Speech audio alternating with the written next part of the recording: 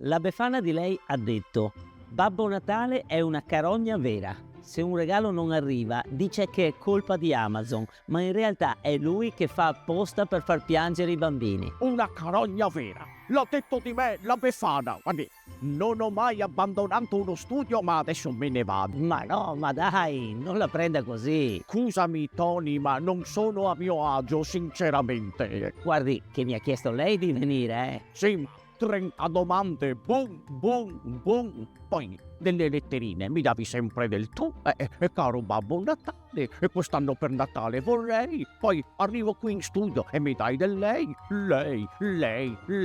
lei. Ma io do a tutti del lei. Non l'aveva mai visto il programma? Sì, ma pensavo che fosse un programma di buoni sentimenti dedicato al Natale. Questa è un'aggressione.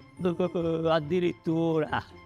Beh, vogliamo provare ad andare avanti? Non lo so, Tony, perché se le domande sono tutte così. Lucazia Selvarelli ha detto: se i nostri giovani non trovano lavoro, non sarà anche colpa di Babbo Natale che ha 1700 anni e potrebbe andare in pensione e lasciare il posto ad un giovane? No, aspetta, fermiamoci.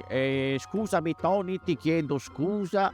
Sei una persona intelligente, bravissima, ti reputo un bravissimo professionista, ma adesso me ne vado, E mi dispiace per come mi hai trattato, E come l'ho trattata?